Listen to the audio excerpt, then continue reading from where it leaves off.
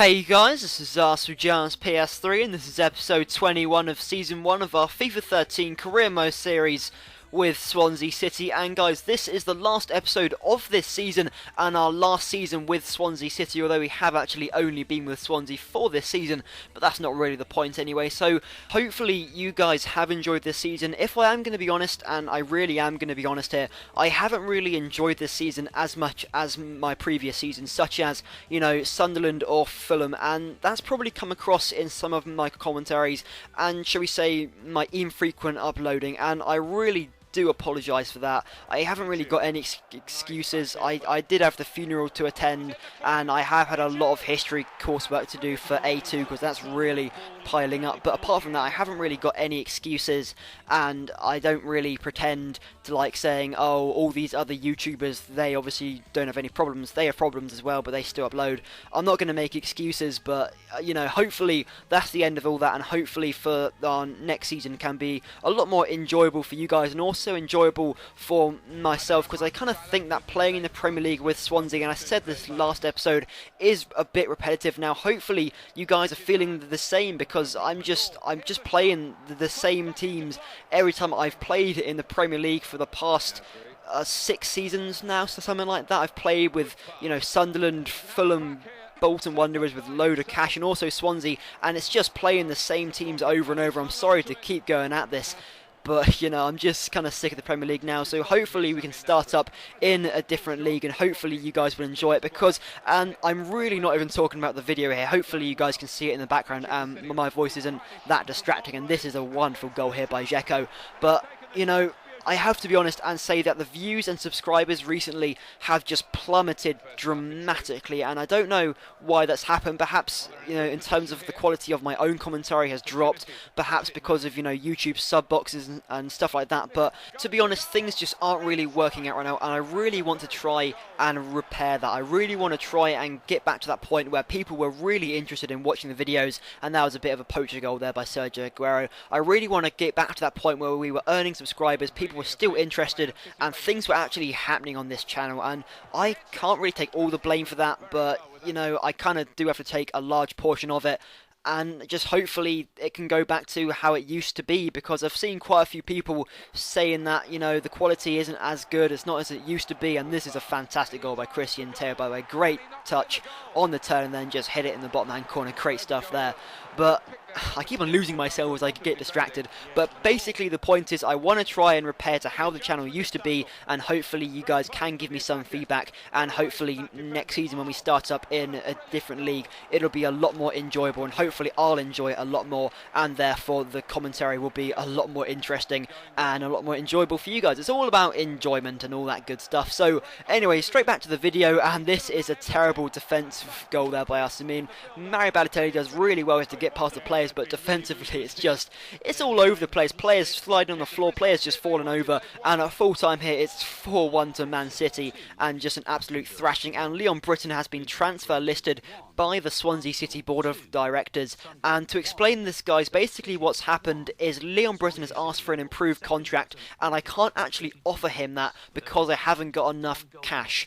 And so because of that he's been complaining and has been transfer listed, and that's probably going to be resolved after I leave the club, so that's not really a problem I'm going to have, so I don't really care about it. So anyway, Chelsea have won the Premier League ahead of time, and Liverpool, I should say surprisingly, but actually last season they were in the FA Cup final against Chelsea and only just lost, so it's not too much of a surprise there. They have won the FA Cup against Manchester City, so I suppose congratulations are in order, but I don't know. Anyway, on to our second match against Manchester United. And honestly, guys, after being thrashed by Man City at home, at Old Trafford, I wasn't really expecting anything here at all. But we actually get off to a really, really good start. Christian Teo there, great shot, and only just kept out by Lindegaard. It was a fantastic ball over the top, though, by Paul Pogba, a former United player, actually, which they are not going to be happy about. And still, we were just all over United, creating chance after chance here. Christian Teo just outside the area, forcing another save from Lindegaard. But this literally changes the match completely. Chico on the floor, injured. injured inside the area,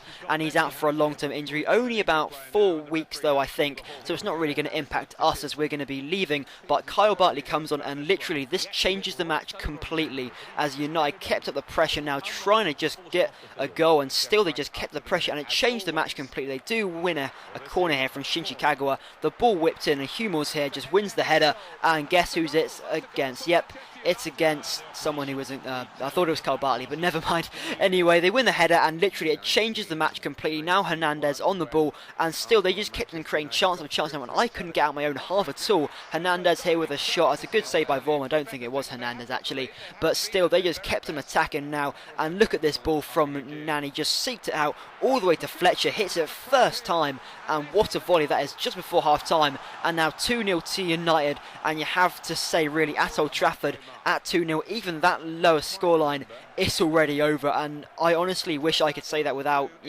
truth to that, but honestly, if you are 2-0 down to United at Old Trafford, often you aren't going to come back, and Fletcher, he definitely makes sure that we do not come back. Great finish by him, and the player, I think it was Nani there, does really well to drag away the defence, and then Fletcher just open in space, and still United just pouring forward now, cleverly just gets past the defender way too easily, and Valencia on the flank now crosses into Van Persie, and he makes it 4-0, and at this point I'm just thinking, we just have to stop them scoring. I don't care about getting back in the match myself, I just have to stop them scoring. But luckily enough, we do have a chance here. Christian Teo tries to cut inside, have the shot, and it falls here to Nathan Dyer. As the shot, it just goes wide of the post, and we do have one last chance. Pablo Hernandez on the ball, only got Christian Teo in support, lays it off to him, great dummy, takes it past Johnny Evans, and what an emphatic finish that is, right into the top left hand corner. What a goal there, and if that's only a consolation, which of course it is going to be only a consolation, what a goal it is. And at full time, of course, 4-1 to Man United, and here we have the injury. Chico is out with a sprained ankle, and he is out for 4 weeks. Not exactly the greatest scenario for us, but still, it's not really a hindrance to us. But guys, just how? Tottenham have won the Europa League against Inter Milan, and obviously Inter aren't the team they used to be in 2010 under Jose Mourinho, but still, that is quite impressive from Tottenham against pretty difficult opposition, so I guess congratulations are in order. But now stop that anyway, it's not really that important. Potential job openings. First off, we have AC Milan, who aren't exactly the super club they used to be either. They've actually need some really improvement in defence, and Fiorentina, who do have Jovetic, who is an 87 overall and is a great player. I have only seen him a few times in real life, but he is some player. So obviously I am going to be asking you guys a question at the end of this episode. I was going to mention that earlier, but I completely forgot about it, so just keep on watching till the end. And first off here, we have our last match of the season of our Swansea career against Fulham. Hopefully we can get 3 points, and we get off to a fantastic start. Sorry, it had to be Senderos, didn't it? He is just such a joke of a defender. And let's have a look at the replay here. As Senderos comes across, he just throws him to the ground. I don't know, but Michu steps up, who was fouled initially, and he does take the penalty, and he does score the penalty. I'm sorry, it was so dumb from Senderos, and as an Arsenal supporter who just hated Senderos, that is just the most hilarious thing ever. And Fulham try to attack here. We do manage to break down the attack though, and now we're on the counter. I haven't been on the counter attack in such a long time actually, but now Michu through on goal, isn't the quickest player in the world, has support in the centre with Nathan Dyer, and what a finish that is. Really composed stuff, if not a little bit lucky there from Nathan Dyer. Great pass from Michu, and then a really great finish there by Nathan Dyer, and still we have another chance here. Christian Teo cutting inside, as he does it falls to Michu, has a great opportunity here, but I try to finesse instead of just shooting, and it's a good save by the keeper. But just before half time, Fulham have one last chance. Alex Smith on the flank lays in the cross to Hugo Rodallega, but eventually cleared out by our defence, and that's it for this half. 2-0 to us at half time here, and Fulham hardly posing any threat at all, and yet again terrible defending. Senderos tries to lay it back to David Stockdale, but his clearance is absolutely terrible, and look at that touch from Michu, just sublime stuff. And luckily for Fulham, it is a good save by the keeper, but still that touch was just absolutely sublime. It was brilliant, and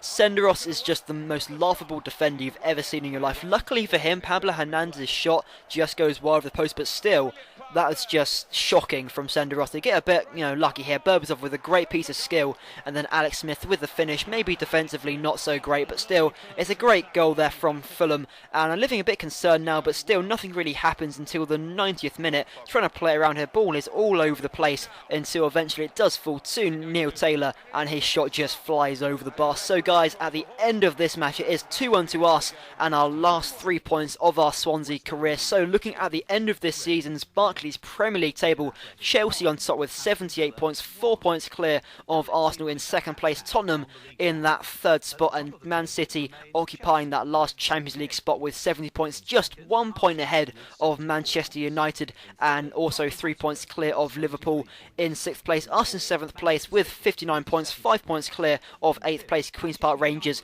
and West Ham, Reading and Norwich City in the relegation zone and are down to the Championship. But as you can see now, the top scorers of the Barclays Premier League is Christian Tay with 17 goals, 3 goals ahead of Jonathan Walters and 4 goals ahead of Michel Bastos. And in terms of assists, look how many players we have on there. Pablo Hernandez, Nathan Dyer, Christian Teo, John Guedetti didn't even start that many matches, just so many assists. But Pablo Hernandez with 17 assists is just crazy. And in terms of clean sheets, we didn't do so good there. We have Wojciech Szczesny on top though, and Alio Habsi in Queen's Park Rangers, which is just, you don't expect to see those 3 goalkeepers on top of the chart for clean sheets. And of course, just scrolling down it in a second, Michel Vorm there with only 6 clean sheets. Didn't do so well defensively, but we had a lot of attack and spirit in us, and that was really impressive.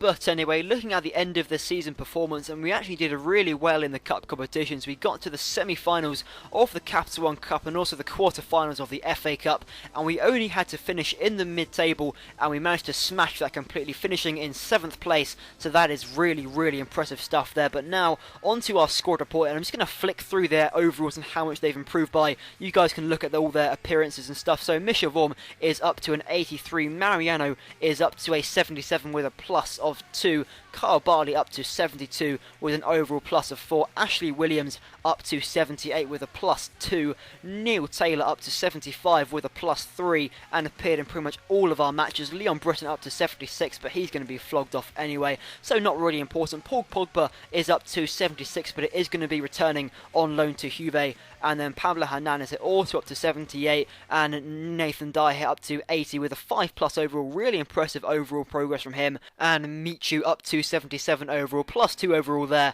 and Christian Teo also up by 2 levels, this time to 78. Ibrahim Mbaye up to 73, he's going to be returning on loan to Inter, and also Joel Campbell's going to be returning on loan, also 2 levels of increase. Jean Guedetti and Sergio Roberto also on loan and have increased to 76 overall. Song Yong Ki up to 74 and Jonathan de Guzman up to 77, some good progress from them.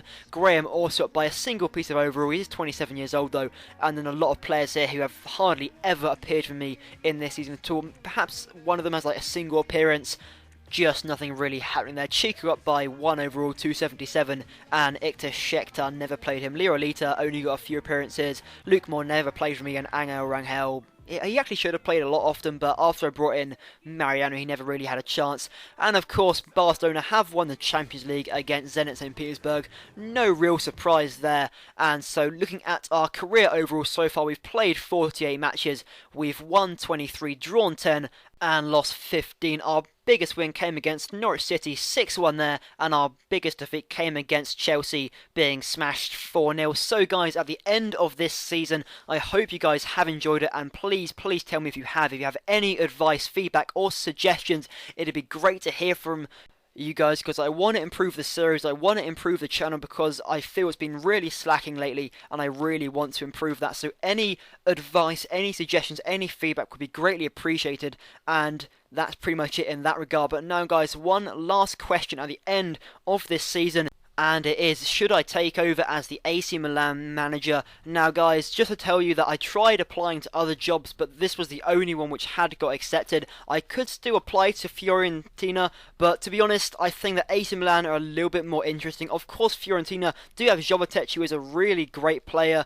but apart from that, they haven't really got anyone else, whereas AC Milan have, you know, Rubinho, Antonio Cassano, El Shaarawy, among other players. So they are a really interesting team to take over, as they they're not exactly a superpower. They haven't got so many players, and of course, since selling off Ibra and Thiago Silva, they haven't got, a great defence and attack all over. So it'd be really interesting to try and improve them, and hopefully, if there isn't anybody else, huge taking over as them, I would quite like to try it. So anyway, guys, give me your feedback and opinion, and also, guys, if you have enjoyed this season with Swansea, please leave a thumbs up because it would be greatly appreciated. And thank you very much, guys, for watching. Thank you very much.